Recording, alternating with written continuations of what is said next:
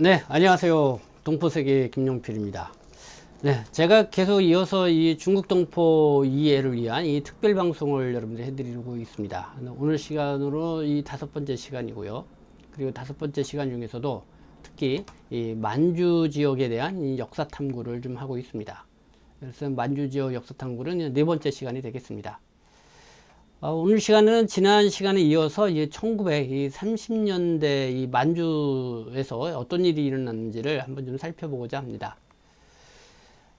일제는 이 중국 대륙을 호심탄탄 노렸죠. 그래서 어떻게 하면은 이 중국으로 이렇게 진출을 해서 여기까지 다 먹겠는가 뭐 이런 생각에 이제 골몰하고 있었습니다. 그래서 본격적으로 이제는 1930년대에 들으면서 이제 그거를 더 이제 표면에 이제 드러나기 시작을 했죠. 1931년도에 9월 18일 이 만주사변을 일으키고, 그리고 1932년도에는 이 만주국이라고 하는 좀 기뢰국가를 만들기까지 합니다. 그래서 이 만주국을 만들고 그 이후에 이 1945년도 일제가 이 패망하기 전까지 과연 만주 지역에서는 어떤 일이 있었는지 한번 좀 이해해보는 그런 시간을 갖도록 하겠습니다. 네, 여러분들은 많은 시청 부탁드리겠습니다.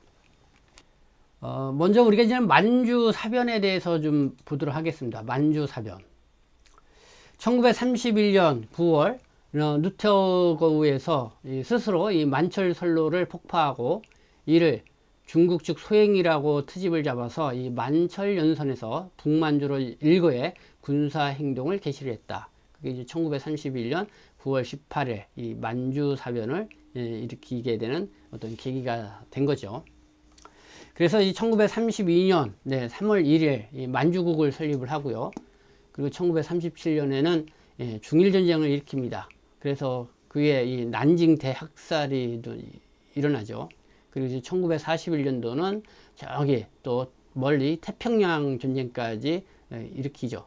그래서 하와이의 진주만을 공격을 해서 또 미국이 또 참여하게 됩니다. 그리고 1945년도 8월 10월 결국은 일본이 이제 패망을 해서 해방정국을 맞게 되는 그런 일련의 과정들을 볼 수가 있습니다. 자, 이게 이제는 만주국입니다. 1932년도부터 1945년도까지 일제시대 이 만주국. 네, 뭐 상당히 이제 넓은 이 만주 일대를 다 이렇게 했죠. 이 일본의 이제 간동군이요. 자, 볼까요? 일제는 1931년 9월 18일 만주사변을 일으킨 뒤 1932년 3월 1일 청나라의 마지막 황제, 선통제. 그러니까 일제식으로도 일본식으로 이름도 바꿨습니다. 아이신교로 V 이렇게 이름도 바꿨죠. 그냥 바지 사장으로 이렇게 앉힌 거죠. 청나라의 마지막 황제 이 V 선통제. 그리고 황제를 내세워서 이 괴뢰 정권 이 만주국을 설립을 하게 됩니다. 만주국은 만주족, 몽고족, 한족, 조선인, 일본인 등 5개 민족이 하나가 된 5족 협파, 5개 민족이 서로 협력해서 화목하게 잘 사는 왕도 낙토, 왕이 다스리는, 왕도로 다스리는, 그러니까 안락한 곳, 지상 천국과 같은 그런 나라를 만들겠다, 이런 거를 내세웠다는 거죠. 그러나 실상은 중국 이 동북 지역에, 만주 지역에 일본인과 조선인을 끌어들여서 일제히 지배력을 높이려 했던 의도가 있었다. 이 만주국을 설립한 그런 근본적인 목적이 그랬다 이거죠. 일제가 이제 만주국을 이렇게 간동군에 의해서 설립하고 나서 이제는 본격적으로는 중국 대륙을 이제 호시탐 내리죠. 그러니까 이 만주국 여기를 어쨌든 그 중국 대륙을 침범하게 되는 전초 그 발판으로 삼기 시작하죠. 그래서 상당히 뭐 계획적으로 그러니까 군수 시설도 늘려가기도 하고 또 식량 그런 확보를 위한 또 그런 어떻게 보면 군량미 확보 그런 전초기지를 만드는 거죠. 그러니까 많은 인력이 필요로 하잖아요.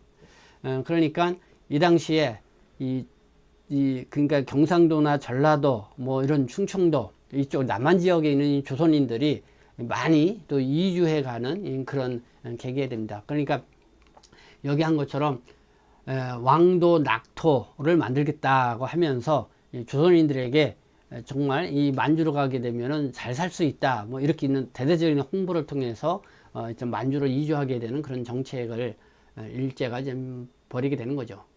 그런데 그 근본 그렇게 하면서 또 이 만주 지역이 그 당시에 이제 독립운동이 특히 이 중국인과 또 이 조선인이 같이 연대해서 항일운동을 좀 펼치기 시작했던 그런 시점과도 맞물려 있습니다.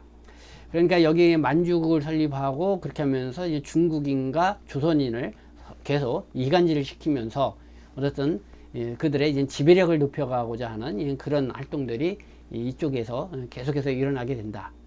그래서 한번 좀 주요 이 사건들을 좀 이 시간에는 여러분들에게 한번 말씀을 드려보고자 합니다. 한번 인구 통계를 한번 보도록 하겠습니다. 이 인구 통계는 해방 전후 조선인의 동북지역 이주 추이를 제가 정리를 한 겁니다. 1910년도서부터 1949년도까지요. 보니까 이 1910년도는 인구, 그쪽에 동북지역에 살고 있는 조선인이 10만 명이 조금 넘었습니다. 그러다가 우리가 1919년 3.1 운동이 있을 때가 43만 명, 그리고 3.1 운동 이후에 이제 계속 늘어나기 시작했죠. 1922년대는 50만 명이 넘었었고, 1930년대는 60만 명이 넘었었습니다. 그리고 1931년, 그리고 이제 만주국이 이제 만들어지고 나서 그 위에도 많이 늘어나는 걸 볼 수가 있죠. 그래서 1945년대는 216만 명까지 됐다가 1949년, 이렇게 해방 이후 한 100만 명 가까이가 다시 한반도로 기환을 하고 한 111만 명 정도가 남아있는 그런 통계를 볼 수가 있습니다. 요거는 제가 도표로 이렇게 본 겁니다. 1910년도 10만 명, 뭐 이렇게 차차 계속 늘어나고 있죠.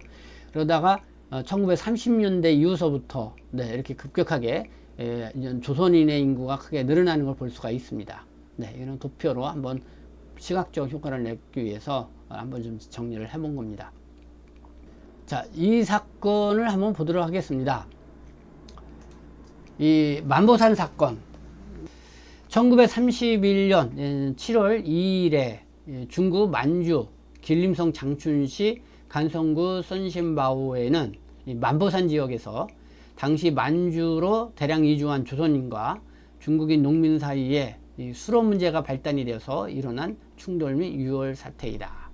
근데 만주 지역에는 조선인들이 많이 이주를 해서 농토를 개간을 해서 하거나 거기에 이제는 지주인 이 중국인들의 땅을 임대해서 논농사를 많이 짓게 되죠.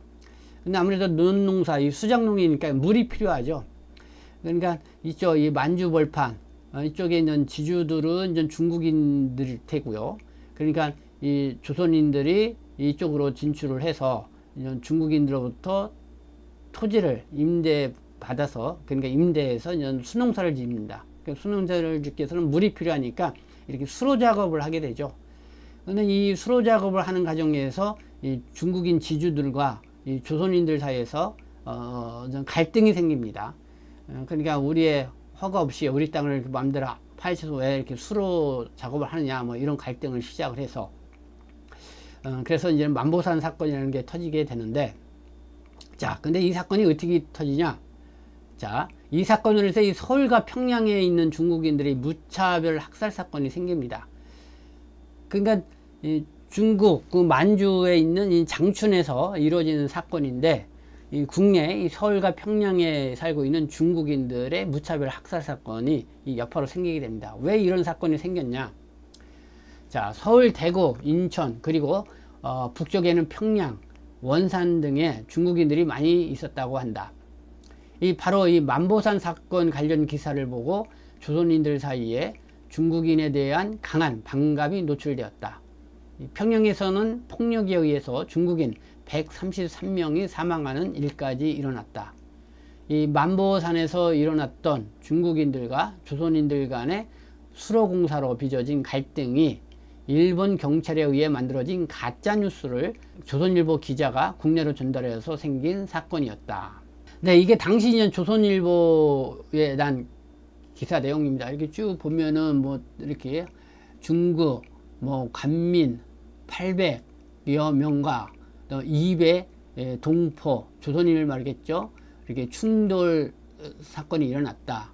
그렇게 하면서 그쪽에 이 중국인 지주들에 의해서 이 조선인들이 기르폼을 당하고 있다. 그러면서 이제는 반중 정서를 뭐 일으키게 되는 그런 기사를 내보내게 된 거죠. 이 기사를 보고 국내에 있던 그들은 조선이죠. 뭐 서울, 뭐 대구, 인천 거기에 중국인들이 많이 있으면서 일도 하기도 하고 그런 것 같아요.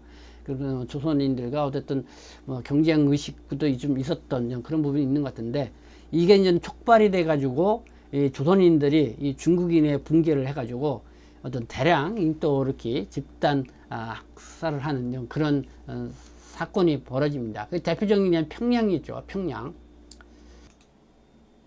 네, 1931년도 이 7월 2일에 발생한 이 만보산 사건.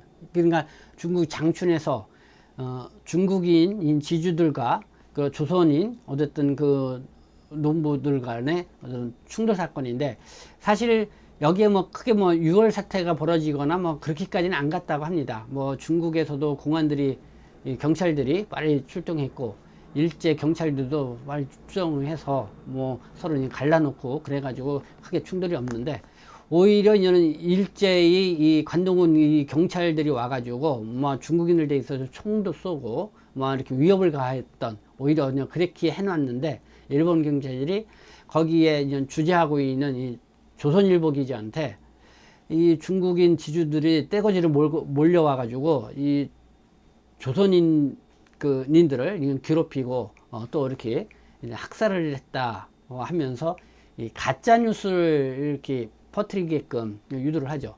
그러니까 이게 조선일보 기자가 그거 사실 확인을 해보지 않고 그 일제 경찰이 한 얘기를 그대로 받아서서 서울 있죠. 이 국내에 이 조선일보사에 좀 보냈고, 그래 조선일보사도 그거를 그대로 보냈고, 그다음에 동아일보도 그 기사를 그대로 내보냈습니다.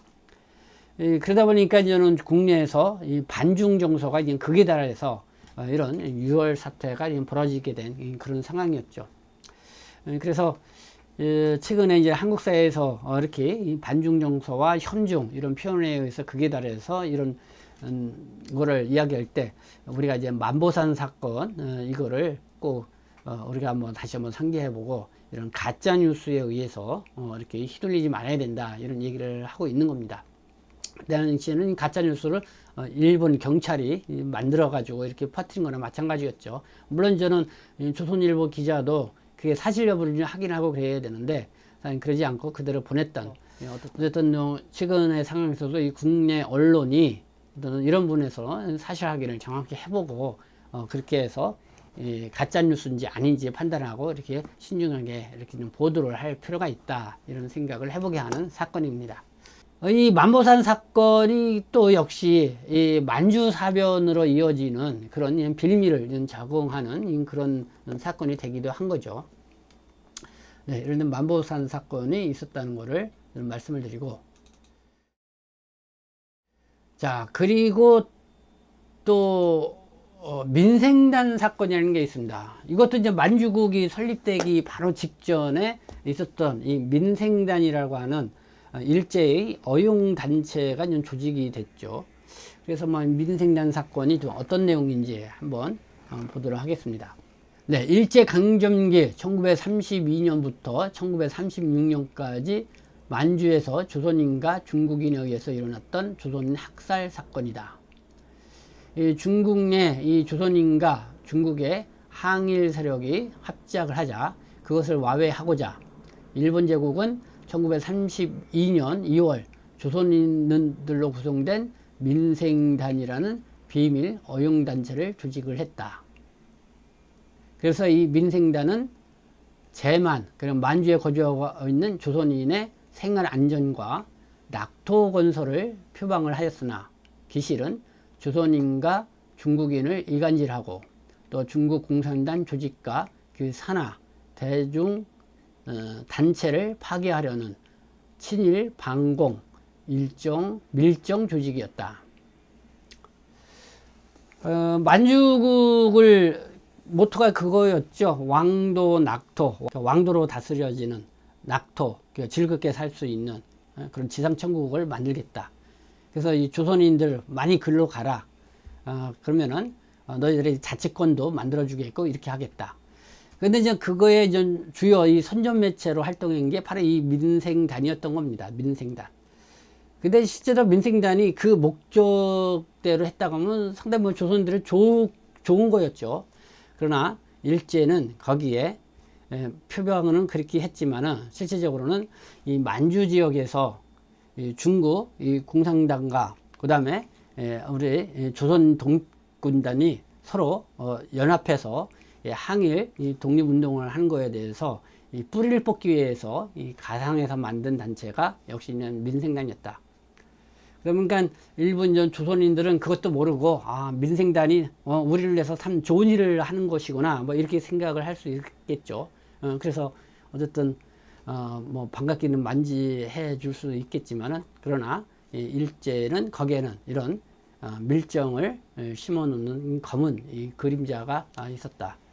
그러니까 이게 이제 1921년도인가요? 그러니까 자유시 참변과 비슷한 그런 상황들이 또 다시 이렇게 벌어지게 된 건데, 뭐 요걸 한번 보도록 하겠습니다. 그래서 이 중공당원이 조선 이 공산당원을 무려 500여 명 이상 잡아 죽인 사건이 민생단 사건이다. 이때에 아리랑의 주인공 김상과 이찬 등도 중공당에 의해서 희생당했다. 네, 김상일 한신대학교 교수가 쓴 거고, 요거는 2008년도에 김연수 작가가 낸 밤은 노래한다라는 그 장편 소설입니다. 이게 역시 민생단 사건을 배경으로 그린 이제는 소설이죠. 이번에 한 5년간 민생단 사건을 집중 취재를 해서 이렇게 있는 소설을 만든 건데, 문학과 지성사에서 나왔죠. 밤은 노래한다. 2008년도에. 그때 이제 김연수 작가가 39살이었습니다. 그 여섯 번째 장편 소설인데, 1930년대 초 이 북간도의 조선인 사회를 뒤흔들었던 민생단 사건을 소재로 삼았다. 조선의 혁명가들이 서로를 일제의 첩자로 이렇게 몰아서 500여 명의 희생자를 낳은 비극적인 사건이었다. 네, 그래서 뭐 한겨레 신문하고 통일뉴스에 났던 좀 관련 뉴스도 이렇게 좀 링크해서 봤는데, 어쨌든 1930년도에 어쨌든 그 당시에는 연변 지역에 주역에 활동했던 게 곳곳에 이제는 이렇게 숨어서 그러니까 산속에 숨어 지내면서 어쨌든 독립운동을 펼쳤던 쉽게 말해서 유격대가 조직되면서 이렇게 활동을 했던 그런 시기죠. 근데 바로 이런 유격대까지 스며들어서 어떤 와해시키는 그런 게 이렇게 좀 민생단 활동이 있었다. 이 조정래 작가도 이 민생단 사건을 이렇게 다뤄서 썼는데, 네, 일본의 이간질 민생단, 조정래의 아리랑이라는 책이 이렇게 나와 있습니다. 자, 도대체 이 민생단 투쟁이라는 게 뭔가? 이 학습이 끝나고 나서 이 노병갑은 홍한섭에게 조용히 물었다. 네, 민생단에 대해서 이렇게 알려주는 대목입니다. 그래, 자네가 이 지휘 간부로서 알아둬야 할 일이지. 그러니까 말이야, 만주사변이 일어나고 만주국이 세워지기 직전인 32년 2월에 이 조선에서 용종으로 건너온 이 친일파 김성호가 외놈들의 이 사주를 받아서 이 경성매일신보 부사장 박선윤 또 광명희의 정사빈 등과 연합해서 이 민생단인 것을 조직을 했네. 그 단체는 겉으로는 조선인들에게 간두자치를 내세웠지. 그건 외놈들이 만주에 사는 조선 사람들의 생명과 재산을 보호하기 위해서 만주사변을 일으킬 수밖에 없었다는 이런 주장과 일치하는 거지. 그런데 속에 감춰진 목적은 북간도에서 이 공산주의 운동을 교란시키고 파괴하자는 거야. 다시 말하면 민생단은 대규모 밀정 스파이 단체였지. 알겠나? 민생단원들은 백색구역은 말할 것도 없고, 요새 백색구역은 일제 통치구역을 말한다고 합니다. 적색구역, 유격대가 활동했던 근거지. 이 적색구역까지 이 자원 유격대원으로 이 가장을 해서 잔입을 했어. 이렇게 침투해서 간도자치며 생활보장이며 또 조선인 우대 등을 교사하면서 내부 분열 공작을 획책을 한 거네. 그러기를 한 5개월쯤 하다가 민생단은 해산됐지. 그런데 문제는 그놈들의 압력이 뒤늦게 드러나면서 유격 근거지에서는 조선 사람이면 일단 민생단 분자로 의심받는 그런 사태가 벌어지게 되었네. 참 민생당원들이 조선놈들이기 때문에 그런단 말인가? 그렇지. 네. 민생단이 생기게 된 계기와 민생단의 실체, 그리고 의심하는 조선인들, 네, 뭐 이런 편에 나온 내용이었습니다. 1923년도에 일본 관동이 대지진이 여러분들 사건이 있었던 걸 알 수가 있습니다. 근데 일본에서 이 대지진이 일어났을 때도 이 조선인이 그러니까 우물에 독을 탔다 뭐 이렇게 이 가짜 뉴스를 유포를 해서 그래서 일본인들이 의해서 이 조선인들이 뭐 그때는 한 뭐 6,000명 뭐 많게는 한 2만 명 가까이가 이게 학살되는 이 관동 대학살 사건이 이제 일어난 그런 상황도 있었습니다. 바로 그냥 민생단이라든가 이 만보사 사건도 일제에 어쨌든 가짜 뉴스를 통해서 또 이간질책을 통해서 이렇게 파괴를 시키고 자기들의 목적을 다뤘던 그런 거를 끊임없이 해왔다는 거를 이 역사에서는 보게 되는 것 같습니다. 네, 뭐 계속해서 이제 다음에 또 해방 이후 또 어떻게 해서 이 만주가 또 중국 땅이 되었는지 해서 여러분들에게 말씀을 드리도록 하겠습니다. 그래서 이렇게 해드린 거는 어쨌든 우리가 이 만주 지역에 살고 있는 터전을 잡고 있는 이 중국 동포에 대해서 좀 이해할 수 있는 그런 시간을 갖고자 이렇게 갖는다. 다시 한번 말씀을 드립니다. 네, 그러면 다음 시간에 또 계속 이어서 여러분들에게 말씀을 드리도록 하겠습니다.